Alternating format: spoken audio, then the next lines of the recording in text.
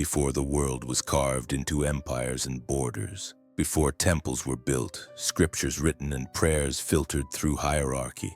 There was a sound, a vibration, a presence that moved through the earth like breath.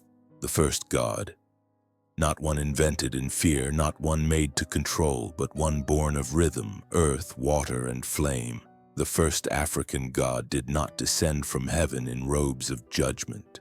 He rose from the land itself, from black soil, from thunder, from the memory of stars. He was not imagined, he was remembered. Long before Yahweh, long before Jehovah, long before the words "thou shalt" were ever carved into stone, there existed a God so old his name is etched into the marrow of the earth, not just ink. His story was never meant to be a secret. It pulsed in the drums, it danced in the fire, it flowed in the rivers that fed the ancestors. His face bore the features of the people who birthed civilization, not painted in pale colors, not sculpted in foreign image, but reflected in the black faces of those who remembered. He was not a god of war or wrath. He was not feared. He was not worshipped through punishment or guilt. He was celebrated, danced for, honored in ritual, song, and communion with the land. His temple was the body, his altar was the earth. His scripture was oral, passed from elder to child, not on parchment but on tongue. His presence was not claimed by any one tribe or people. He belonged to all who remembered the earth as divine. But when foreign tongues arrived, when conquest turned sacred into savage, when colonizers renamed the gods of others as demons, he was deleted. And yet, you feel him, don't you? Even if you don't know his name. That ache, that void, that restless whisper inside when religion feels hollow, that sense that something deeper once existed, something stolen. This story isn't just about one deity, it's about the deliberate deletion of divinity. It's about how the first god, a black god, was replaced, rewritten, whitewashed, and buried beneath centuries of spiritual amnesia. This isn't about denying other beliefs, it's about recovering a truth older than dogma, a truth that shakes the foundation of what we've been told to kneel to. Because if the first image of God was black, if the first divine word came not from a burning bush but from the mouth of an African elder, then what else have we forgotten? Who benefits from that forgetting? And why has silence been enforced so aggressively? This isn't myth, this isn't theory, this is spiritual archaeology, a return to the source. A remembering of a God who never demanded temples, only reverence, who never needed scripture, only presence. And though his name has been buried, his spirit refuses to be still. Because you can delete a name from a book, but not from the blood. He still speaks, in dreams, in rhythm, in the questions that won't leave you alone. And maybe that's why you're here, not for entertainment, not for curiosity, but because something ancient in you wants to remember. And what it remembers is not Yahweh, not Jesus, not Allah, but someone older, someone closer, someone that looked like you, sounded like you, and walked where your ancestors walked. So before we speak his forgotten name, before we unbury the God the world tried to erase, let's follow the pulse that still beats beneath our feet. Because buried truth never dies, it waits, and it whispers, and when you're ready, it speaks, just like it's doing now. He was not far away in a clouded heaven.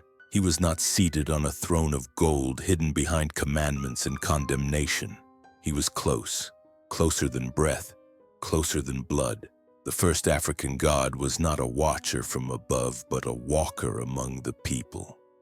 He moved through villages not as an idol, but as a presence felt in the soil, in the laughter of children, in the silence between drum beats. He didn't speak in thunder. He spoke in intuition, in knowing.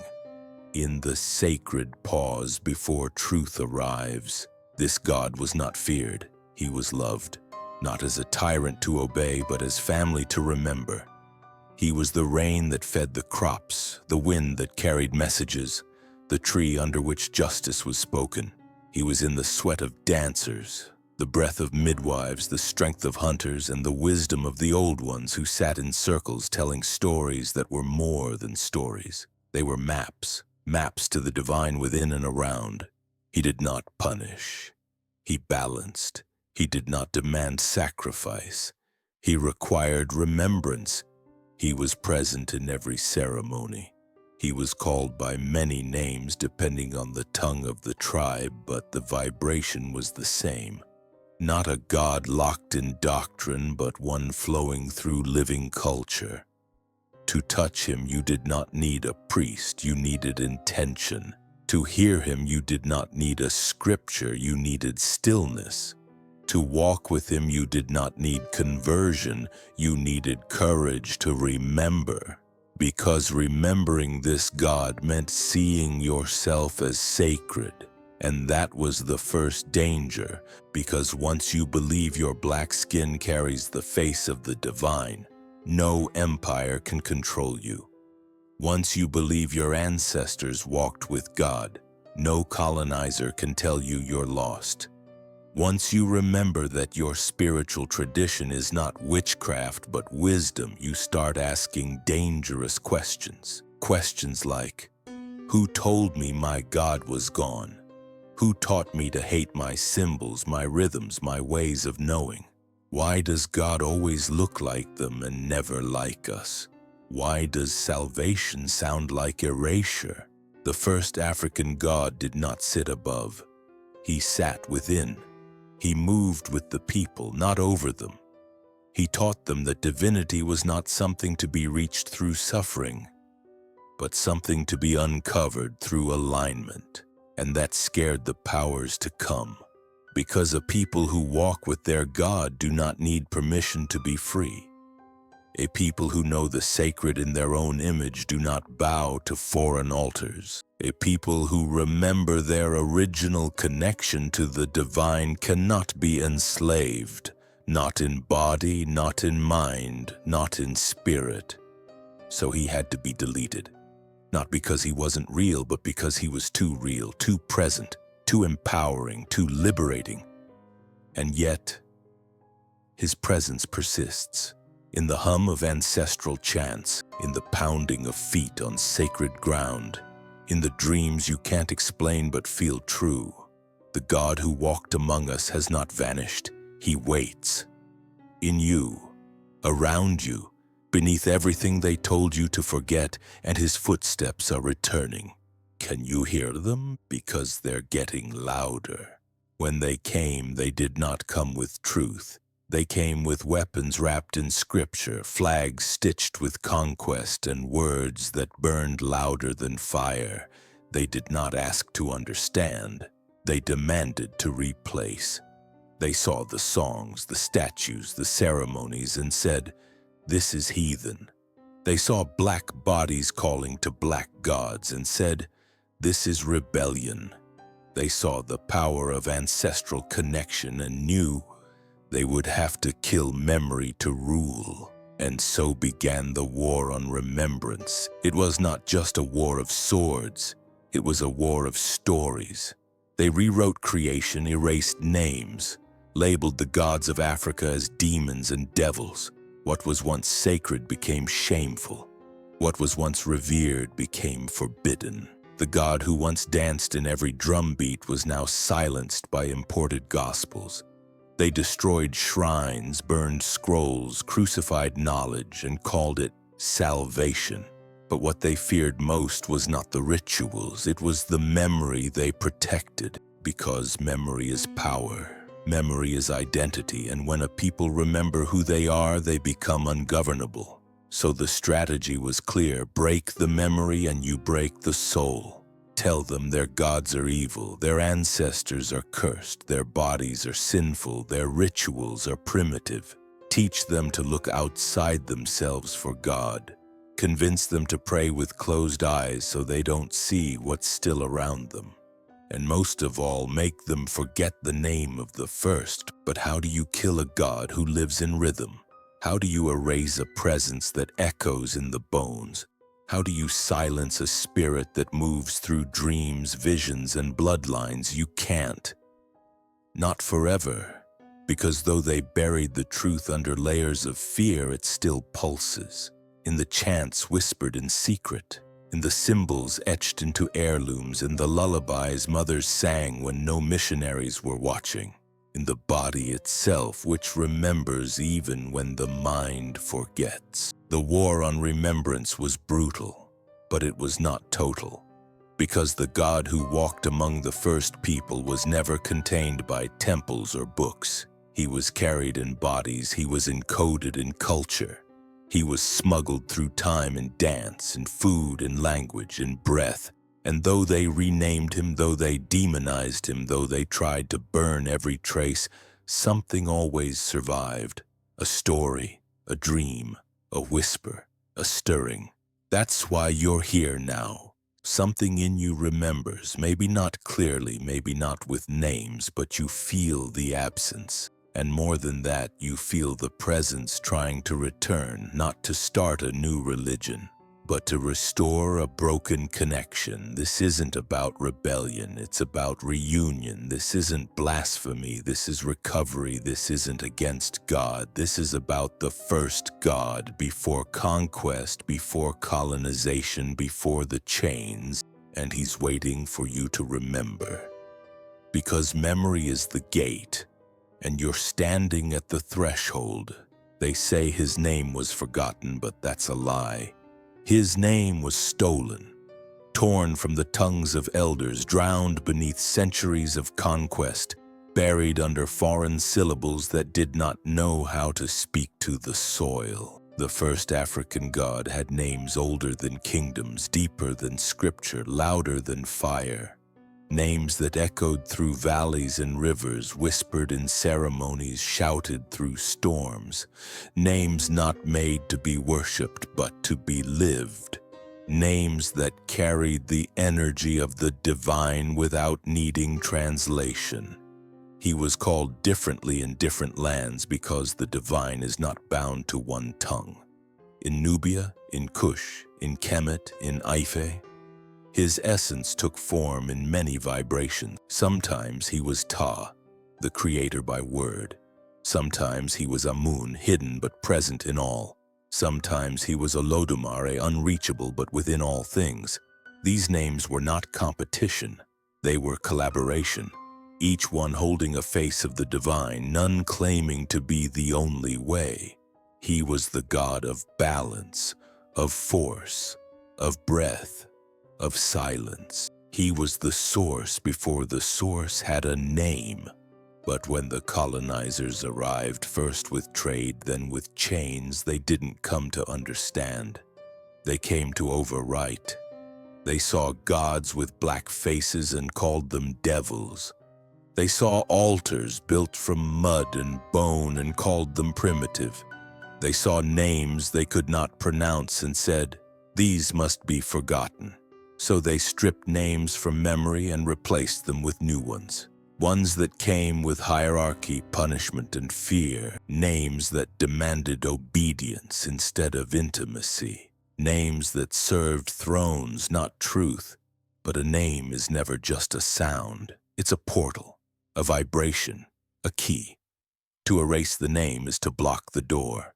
And that's exactly what they did. They shut the door between people and their own divinity. They replaced "I am part of God" with "You are nothing without this book." They replaced "The divine lives in you" with "The divine condemns you." They took the names of the first gods and recast them in shadow so no one would dare speak them again. And in that silence they built their kingdoms. But the names did not die. They hid, in lullabies, in secret ceremonies, in carvings left on walls too old to be understood, in dreams passed down bloodline to bloodline. The name of the first African god is not gone. It's just waiting for your voice to be ready again. Not your mouth, your voice.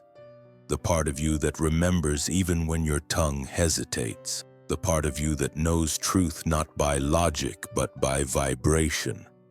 And when that voice rises, the name will return, not as sound but as presence, not in church but in you. The moment you reclaim it, the erasure ends, the veil lifts, and the story begins again. Not from the middle, but from the true beginning, because a name stolen is still a name alive, and it is calling you home. Long before verses were numbered, before parchment was sacred, before the word holy was claimed and copyrighted, there were stories, spoken not written, lived not memorized, stories that rose with the sun and rested with the moon, stories that carried the weight of generations and the breath of the divine. The first African god was not found in a book. He was found in the telling, in the repetition, in the rhythm, in the way one voice could open a portal and another could walk through. Our ancestors did not need scrolls to know God. They needed memory, they needed silence, they needed stars. They gathered in circles and passed the divine from tongue to ear, from soul to skin. Each retelling was not a repetition, it was a resurrection. The story was alive. It changed with the teller. It grew with the tribe. It was never about control, it was about connection. The first god was not written down because he could not be captured. He was too big for ink, too fluid for lines. He lived in motion. And in these stories, he was not distant. He was not silent. He was not judging. He was laughing, weeping, creating, destroying, and rebirthing. He was ancestor and breath, flame and clay. He was the drumbeat in the womb and the whisper in the grave.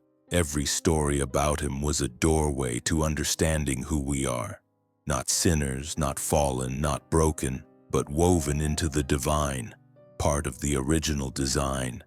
Not waiting for heaven, but walking with it already. But then came the book, the one that would replace the story, the one that would be translated, edited, weaponized, the one that would erase the oral, the earthy, the black, the one that would say, God speaks only here. The one that would say, your story is not valid unless we approve it. And so the stories stopped being shared in the open. They were whispered instead, hidden, shoved beneath shame, or lost entirely. But every now and then a child would hear a dream that felt like déjà vu. A drumbeat would echo a story never told aloud. A dance would carry steps that no one taught but everyone knew. Because truth doesn't die when it's unwritten. It just waits. The stories are still here. They're buried in blood memory and instinct, in the way you sometimes know something you were never taught. That's not coincidence. That's inheritance. And if you've ever felt like the God you were told about doesn't quite match the God you feel deep within, if you've ever wondered why you feel more divine barefoot on soil than seated in pews, you're not crazy. You're remembering. The book may have replaced the story for a time, but it could never replace the truth. Because the first God was not scripted, he was spoken. And now, the stories are rising again, through you. There was a time when to imagine God with black skin was not revolutionary. It was ordinary. It was truth. The first faces carved to represent the divine were dark, textured, broad-nosed, and curly-haired. They bore the likeness of the people who walked the earth long before Europe was ever mapped. These gods were not made to look like their makers. They looked like their worshippers because there was no separation between sacred and self. When our ancestors looked in the mirror, they saw the divine staring back. In ancient Kemet, in Nubia, in Ethiopia, in the kingdoms along the Niger and Nile, the gods wore the hues of sun-kissed obsidian, deep mahogany, and fertile soil. The first creators were not imagined, they were remembered. Their skin held the stories of the earth, the fire, the sky. And the people knew, if the divine made all things and I am made from the divine, then my skin is not sin. My features are not flaws. They are the reflection of something holy. This wasn't symbolism, this was reality. The statues weren't hypothetical, they were portraits. The deities weren't metaphors, they were memory-made matter. And no one needed to be convinced that their body was sacred. They danced with that knowing. They lived with that knowing until strangers arrived with other images, paler ones. And with those images came conquest, shame, redefinition. The black face of God was not debated, it was destroyed, painted over, labeled heresy. Suddenly holiness had a different hue. Suddenly to see God as black was dangerous, blasphemous. And over time the divine image shifted, slowly, strategically. God became white, Jesus became blonde, angels grew light eyes and smooth features. And with those changes came a brutal implication. That light was holy and dark was dirty, that heaven was above and Africa was below. That salvation came through erasing the image of the people who first imagined it. And so generations of black children knelt before an altar where no face looked like theirs. Generations were taught to beg forgiveness from a God that bore no resemblance to their history. Their lips learned to pray to a savior crafted in the image of their oppressor. And somewhere deep inside, something fractured. Not just identity, but worth, power, memory. But now the veil is lifting. The question is rising again. Why was God's image changed? Who decided holiness must look European? And what happens to the soul of a people when their reflection is removed from the sacred? The answer is not just historical, it's spiritual. To erase the black image of God was to sever the people from their power. Because if God no longer looked like you, then maybe God no longer loved you. Maybe you weren't divine after all. But the first image still remains. Beneath the layers, beneath the lies, in the carvings, in the bones, in the dreams, the first God had black skin. And that truth still echoes, because the divine never needed white robes to be holy. Before patriarchs took pens to sacred scrolls, before male gods ruled alone from heavenly thrones, before women were silenced behind veils and dogmas, the divine wore a feminine face. She was mother, moon, midwife, ocean, womb. She bled without dying. She birthed without fear. She ruled not by conquest, but by presence. And in the earliest African spiritual systems, she was not less than God. She was God. She was the breath behind creation, the curve of the universe, the root of all life. Our ancestors knew her names, not just one, but many. Isis, Auset, Maat, Yamoja, Oya, Mawu. These were not side characters in a divine drama. They were center stage. They balanced the masculine not by competing with it, but by completing it. They were justice and wind, water and healing, wisdom and death, creation and transformation. They were not feared, they were trusted, worshipped in temples, called upon in childbirth, in war, in love, in burial. To know the divine feminine was to know rhythm, intuition, power beyond the sword. But when the new gods came, the jealous gods, the singular gods, the feminine was severed. She was downgraded to helper, to temptation, to error. They rewrote the sacred story to say woman came from man, that she was his rib, not his root, that she caused the fall, not the birth. And in doing so, they erased half of the divine equation. They turned the creator into a tyrant king and turned the goddess into a ghost, silent, hidden, shamed. This wasn't just theology, it was strategy. Because to erase the divine feminine was to erase the sacredness of women. And when women forget they are divine, they stop leading, they stop healing, they stop resisting. And the people forget how to be whole.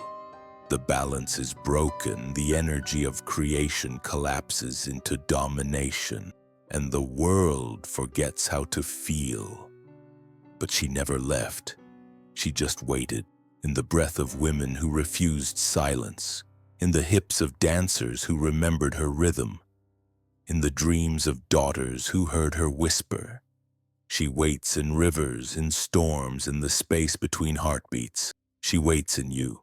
Because to remember the first African god, we must remember she was not only he, she was they. She was both. She was all. The divine was never meant to be gendered like flesh, but if you must give the sacred a form, let it be both thunder and soil, both spear and womb. Because our ancestors didn't choose between God and goddess, they honored both. They lived in balance. And the first erasure was not of a name, it was of the feminine, of the one who brought harmony to heaven and earth. But now the veil lifts, and she is rising again, not to fight but to restore, not to dominate but to remind that no story of God is complete without her name. They didn't sit above in silence. They bled with us.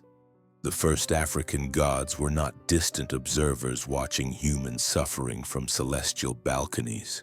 They were present in the fire, in the famine, in the flood. They were not merely worshipped, they were experienced. When the child died, the gods mourned. When the warrior fell, the gods wept. When the people cried out in hunger, the gods moved through wind and rain to answer. These were not gods who demanded pain. They walked through it with us. In the spiritual traditions of Africa's oldest civilizations, the divine was not immune to suffering, it was woven into it. Osiris torn apart and reborn, Ogun bleeding through iron and sacrifice, Eshu trickster and witness to humanity's chaos. These gods held mirrors to the human soul and said, "I am with you even in this." Their mythology was not sanitized, it was raw, bloody, real. And that made them powerful, not because they avoided pain, but because they transmuted it. The colonizers did not understand this.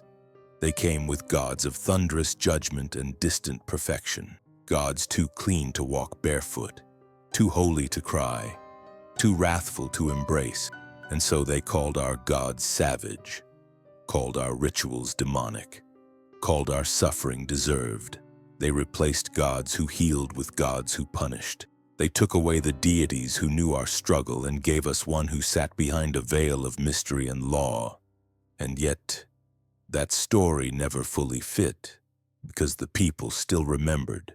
In the shadows of new churches, they still lit candles for the old gods, still whispered their names in moments of need, still sang the songs that brought comfort long before sermons were written. Because deep down, the soul knows the difference between a God who punishes and a God who walks beside. The first African gods were not removed because they failed the people. They were removed because they made the people strong. A God who shares your pain gives you dignity. A God who hears your cry and cries too gives you strength. And a people who suffer with dignity and strength cannot be dominated, so they had to be erased. Or so they thought, but gods who bled with us cannot be forgotten. Their blood became ours, their tears watered the memory, their stories live in scars that sing. And every time you ache and feel a strange presence near, that is not imagination. That is memory, that is divinity returning to stand beside you again. Not to take away the pain, but to walk through it with you. Just as they always did. They stood once in the open, altars carved into stone, etched into mud, built from hands that knew how to speak to sky and soil. They were not hidden. They were not ashamed. They were places of power, centers of healing, prophecy, dance, and communion. The first African god did not ask for cathedrals. His presence needed no architecture of arrogance. The altars were humble but alive. They breathed with the land. They sang with the people. And they remembered. Every village had one. A sacred tree, a circle of stones, a quiet corner where ancestors were called and the divine was felt. These altars held more than offerings, they held memory. They were physical proof that God did not live somewhere far away, but here, in this place, in this body, in this breath. There was no separation. The altar was not a doorway, it was the center. But then came the tearing, first with words, "This is pagan," then with fire, then with bulldozers and shame. The altars were smashed, their keepers silenced. The sacred ground was declared cursed, and in their place new buildings were raised, imposing, cold, echoing with foreign songs. The people were told to kneel before foreign gods and forget the ground that once held their prayers, forget the altars that had fed generations of spirit, and slowly forgetting turned to silence. The children stopped asking, the elders stopped telling. The soil was still sacred, but no one bowed to it anymore. The wind still carried names, but no one recognized the syllable. The drums were quieted, the rituals outlawed. The gods of old, uninvited, unmentioned, unloved. But the earth never forgets, and neither does the blood. Altars may be erased from sight, but not from soul. You've felt it, haven't you? That pull toward the trees, that reverence in a field, that instinct to place your hand on the ground and listen. That's altar memory. That's sacred geography. That's the first God reaching through you to remind you, I am still here. Not in buildings that fear the earth, but in the earth itself. You don't need to build something new. You need to remember what's beneath your feet. The soil still sings, the rocks still witness, the water still listens, and when you walk with awareness, every step becomes an offering. Every breath becomes incense. Every act becomes sacred again. Because the altars weren't destroyed, they were buried. And now they are calling you to uncover them. Not with hands, with spirit. He didn't need a priest to speak for him. He didn't need a building to contain him. He didn't need robes, relics, or rituals that belonged to someone else's empire. The first African god spoke directly, to the heart, to the bones, to the breath that rises before the mind even wakes. This god did not sit behind pulpits or wear crowns. He didn't ask for fear, he asked for presence. And the people came not to worship as slaves, but to commune as kin. In the earliest spiritual traditions of the African world, you didn't need a title to be in touch with the sacred. You needed listening, stillness, intention. You didn't go through a gatekeeper. You went through yourself. The divine was in the dream, the drum, the river, the silence. Children heard him. Women heard her.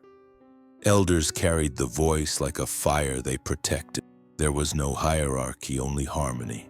The God of the beginning didn't set himself apart from creation, he saturated it. But when the new gods arrived, they came with walls. They said, you can't speak to God unless you go through us. And they said, you are too dirty, too flawed, too human. They replaced connection with distance. They built institutions between people and their own power. They installed doctrines like dams to hold back the flood of direct experience. They made people kneel for what had once lifted them to dance. And slowly people began to believe the lie, that they needed someone else to speak the holy into their lives, that their prayers weren't valid without permission, that their visions weren't real unless sanctioned, that their own voice could not carry divine truth. But the first God never asked for that. The first God was already speaking, in every cell, in every star, in every breath of wind that brushes your face when you pause just long enough to notice. You've heard it, haven't you?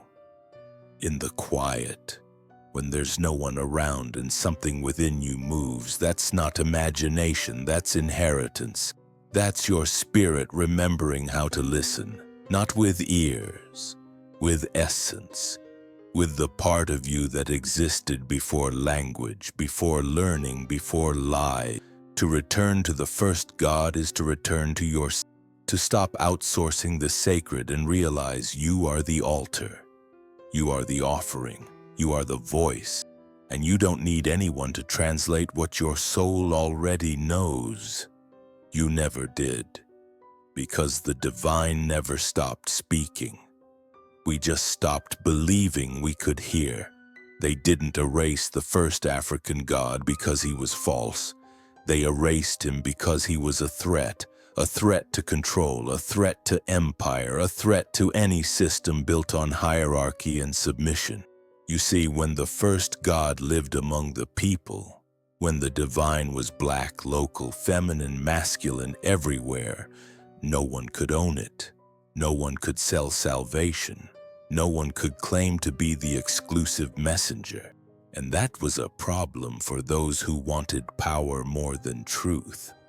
So they rewrote the divine, not with revelation, but with politics, with conquest, with convenience. The goal was never spiritual clarity.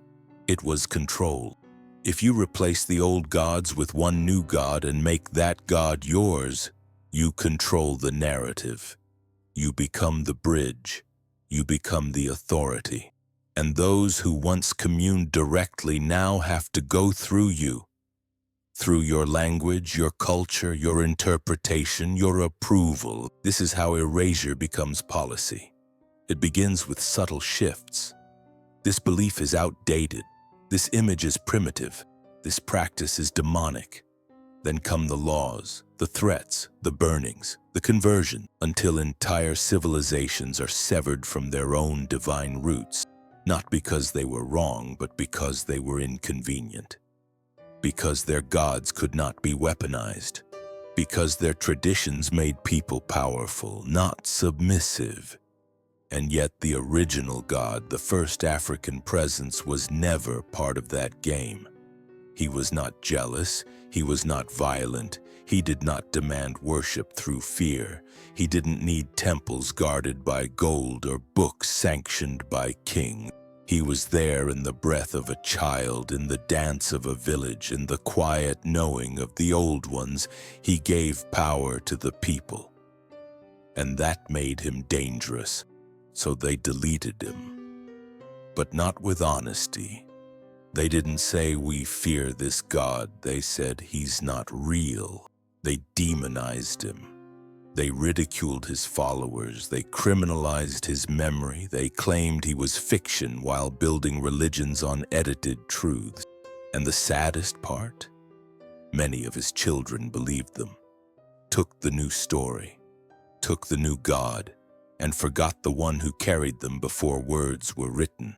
But truth does not die just because it is denied, and a God who walked with the people cannot be banished by decree. Because the memory of presence is stronger than fear. And when the soul begins to stir, when people start to ask, who were we before we were conquered? The political spell starts to break, and the real God begins to reappear, not in power but in presence. They burned scrolls, smashed statues, silenced stories.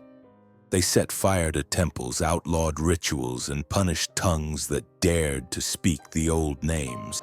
But for all their fire and fear, they could not destroy everything. Some things survived, etched in stone too old to shatter, hidden in art too subtle to decode, carried in blood too deep to erase.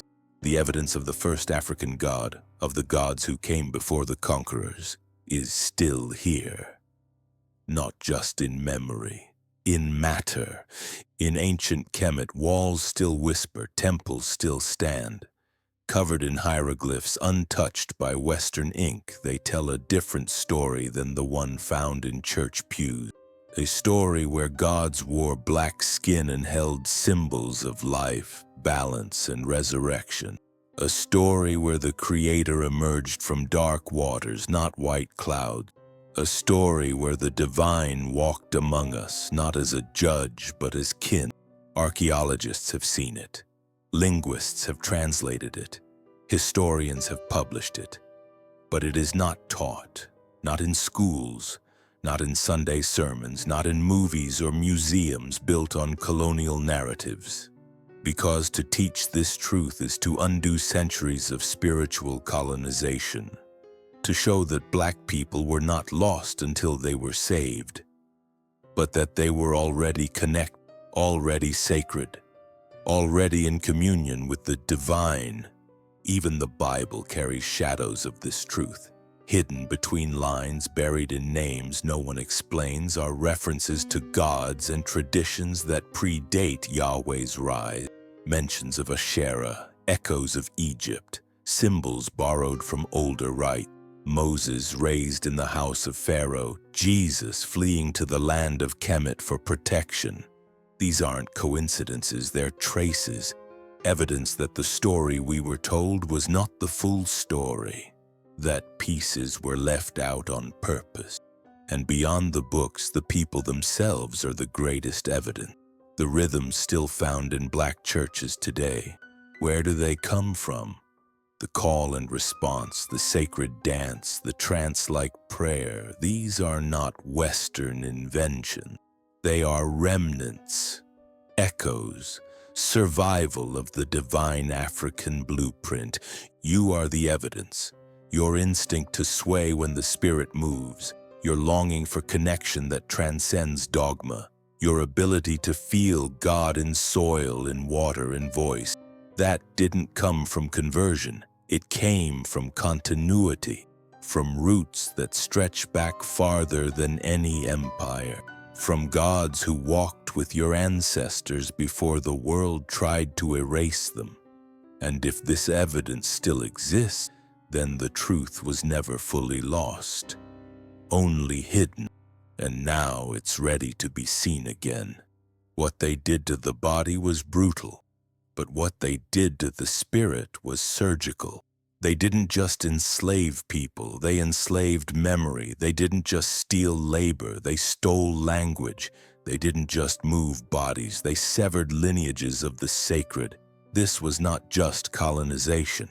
This was spiritual genocide, a systematic erasure of gods, symbols, ceremonies, and names that once made the people whole.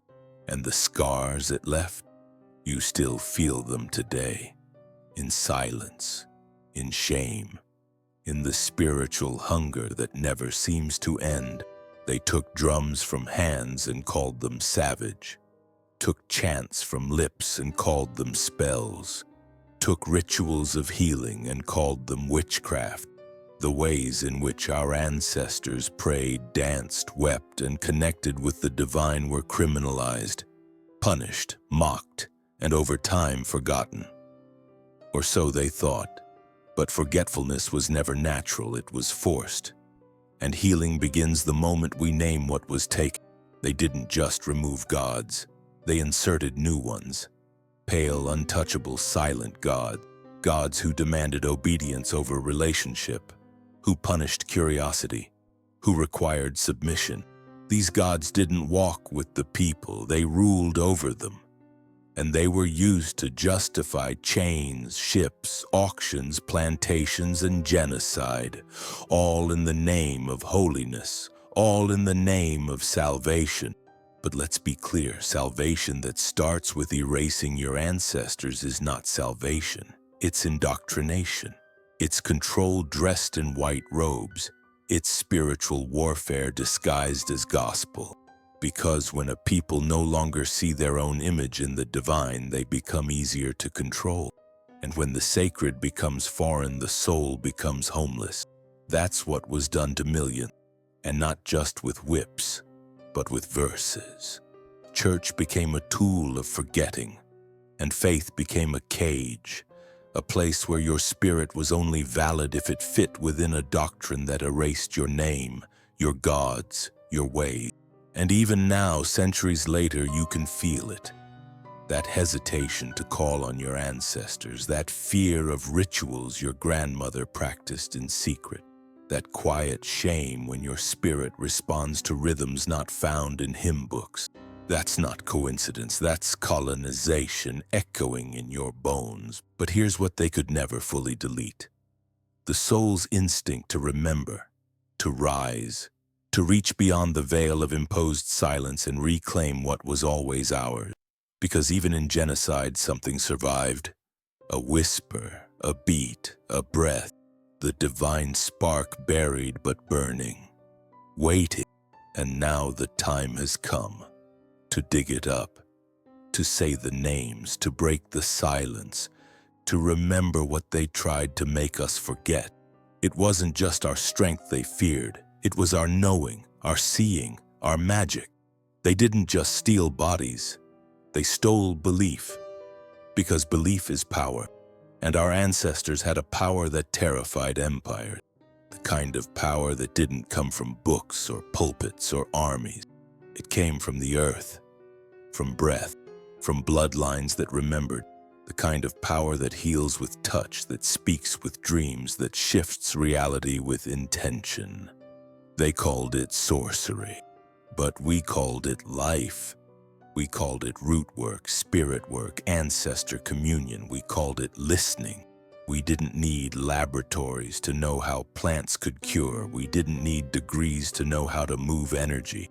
We didn't need permission to speak to what lived beyond the veil. We danced between worlds. We healed without pharmaceuticals. We guided without hierarchies. And this scared them. Because if a people can heal themselves, guide themselves, bless themselves, then they are free.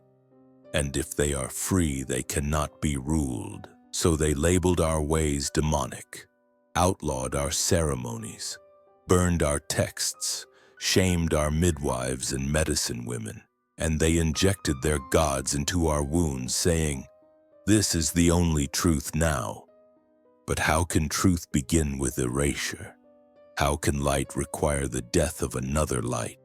It wasn't about saving our soul. It was about severing our power. Still, our magic didn't die. It adapted.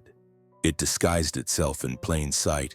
You see it in gospel churches where the spirit moves like it did around village fires. You see it in the hands of grandmothers who know which leaf calms which fever. You see it in the way we grieve, how we dream, how we always knew the dead never truly left us. You see it in the way we trust the unexplainable. We never lost our magic. We were just told to be ashamed of it, but that shame is lifting now. The veil is tearing, and beneath it is something holy. Not because it was approved, but because it was never broken. And as you remember, you'll feel it returning. In the quiet, in your palms, in your spine. The knowing, the current, the call, that's your inheritance. Not to worship magic, but to recognize you are it. Because the first African god didn't give us magic as decoration. He gave it to us as birthright, and they feared it. Because they knew we were never meant to beg for power. We were meant to become it. There was a name, older than scripture, older than empire, a name not spoken but felt, a vibration that moved through the bones of the first people like thunder wrapped in honey. A name that called rivers to rise, crops to bloom, bodies to heal. A name that meant I am you and you are me. The first African god had many faces but one essence. And when that name was spoken with full breath, the air shifted. Time slowed, and the listener remembered who they were. They couldn't let that continue, so they buried it, not beneath earth, but beneath doctrine. They replaced it with names that demanded separation, names that made God a king, a master, a stranger. The old name was too dangerous. It made people walk with heads high and hearts open. It made children unafraid of heaven. It made mothers holy. It made every part of life sacred. There could be no hierarchy in a world where everyone carried the divine. So the name had to disappear. But it never really did. It just slipped into silence, into lullabies and laughter, into the way elders hummed while grinding herbs, into the rhythm of feet on dirt during a morning dance.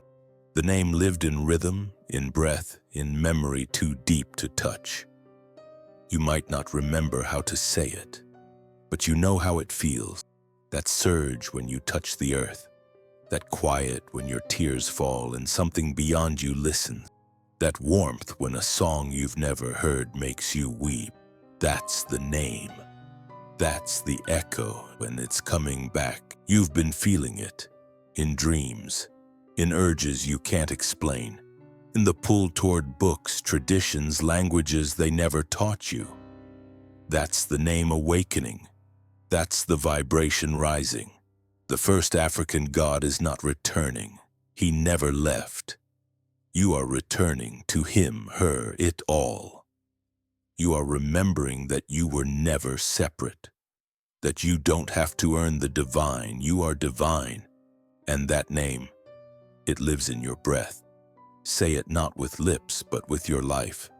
Walk like a prayer, love like a ritual, grieve like a God who knows resurrection is real. You don't need to reclaim the name. You are the name. You carry it in your marrow.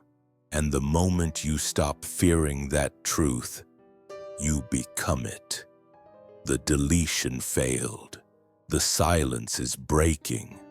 The name is rising. And so are you. They were never on the stage, never holding microphones or writing the books that lined Western shelves. But they remembered, in kitchens, in fields, in back rooms behind the church. They remembered the taste of sacred herbs, the rhythm of sacred drums, the timing of moonlight prayers.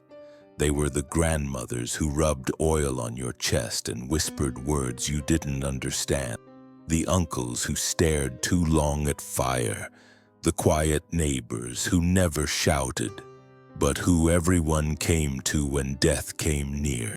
They remembered without needing permission, without needing to prove, without needing the world to validate their knowing. These were the spiritual midwives, the secret keepers, the keepers of breath. They knew the names that had been hidden. They heard the old gods in bird calls and thunder. They didn't need temples. Their temples were their bodies. Their temples were their garden. Their temples were the spaces between noise where spirits still speak. And they carried what the world tried to kill. Not just knowledge, but presence. A way of walking, of seeing, of listening that made the divine visible. They kept the codes hidden in plain sight, in the way soup was stirred, in the way certain songs were only sung when someone was near death, in the way babies were named after dreams. They kept the flame alive when the world was ice, and many of them died unnamed, uncelebrated, labeled strange or backward or superstitious. But without them, we would have lost the thread. Without them, the deletion would have succeeded. And if you are reading this, if you feel the weight of memory in your chest, then you are one of them too, or descended from them, called by them, tasked with remembering what others were too afraid to carry. Because the story was never meant to stay broken. The spell was never meant to last forever. The first African god does not sleep forever. He stirs in bloodlines, in dreams, in you. And the moment you say yes to the knowing that rises without proof is the moment the remembrance begins. You don't need credentials to remember. You need courage, because when you remember, you become a mirror. And others will see themselves in you. And they too will start to question, to search, to unearth.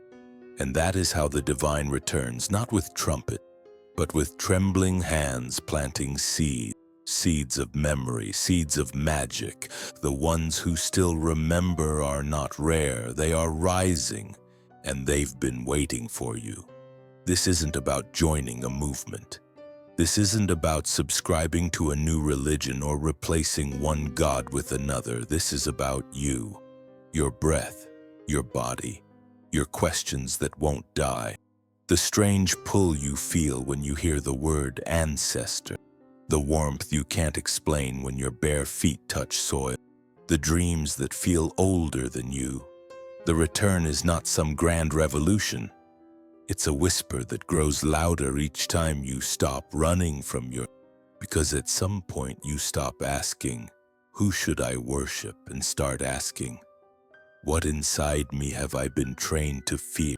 The return begins there, with the part of you that always knew the rules never fit, that the God they taught you to fear didn't sound like the voice that comforted you in the dark, that maybe, just maybe, God looked more like your grandfather, your mother, you, that maybe God didn't live above but within. And maybe your body, your dreams, your instincts were never sinful, they were sacred. The return is not loud.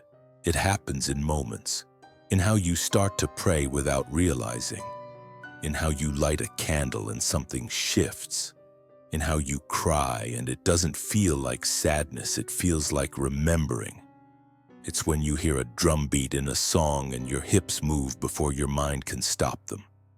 It's when you speak words you've never learned, but your soul recognizes them like old friends.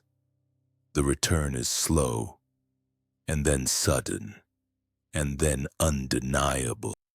And yes, it will scare you, because to return means you must let die what never truly fed you. You must bury the guilt that wasn't yours. You must walk away from altars built on fear and bow at the feet of your own knowing. You must dare to believe that the sacred never abandoned you. You were simply taught to look away. But once you see, you can't unsee. Once you feel, you can't unfeel. And that's the power of return. It's irreversible. It's resurrection. It's the moment you no longer chase the divine outside of you because you remember it lives inside your very bone. You are the temple now. You are the altar. You are the echo of the God they tried to delete. And when you walk in that truth, the first God walks with you again. They tried. For centuries they tried. With fire and sword, with scripture and schooling. They tried with chains, with fear, with shame. They renamed our gods, rebranded our roots, rewrote our story in a language that did not know our soul. They told us our beginnings were barbaric, our ancestors cursed, our magic a sin. And for a time, we believed them. We bowed our heads, erased our altars, whispered our prayers in tongues not our own. But here's what they didn't count on. Memory is older than empire, and spirit cannot be colonized. They thought deleting our gods would delete our power, but it only buried it deeper. They thought changing our names would sever our connection, but it only made us search harder. They thought cutting us from the land would sever our root, but they forgot. We carry the land in our blood. The drums are still beating. The cymbals are still speaking. The ancestors are still watching. The first African god is not a myth. He is the pulse behind your purpose. She is the voice beneath your silence. It is the flame in your gut that will not go out. The deletion failed because we are remembering, in ritual, in resistance, in reclaiming our names, our languages, our bones. We are not converting, we are returning. Returning to a God who does not demand we shrink but expand. A God who speaks in rhythm and breath, not wrath. A God who made us not servants but extensions. We are not sinners awaiting judgment. We are descendants of the divine, rising from erasure with eyes wide open. And as we remember, the world begins to tremble, because a people who know their true origin cannot be controlled. A people who walk with the first God do not bow to false ones. A people who reclaim the deleted are not afraid to destroy the systems built on that deletion. The awakening is not coming. It is here. It is in your breath, in your grief, in your joy, in your hunger to know what was taken, in your refusal to stay asleep. You are not just watching history. You are correcting it with your voice, with your walk, with your fight. The first African God was never truly deleted. He lived in you all along. And now, with every word, with every memory, with every tear that carries truth back into the world, he returns, she returns, we return. The story has always been yours. Now it's time to live it.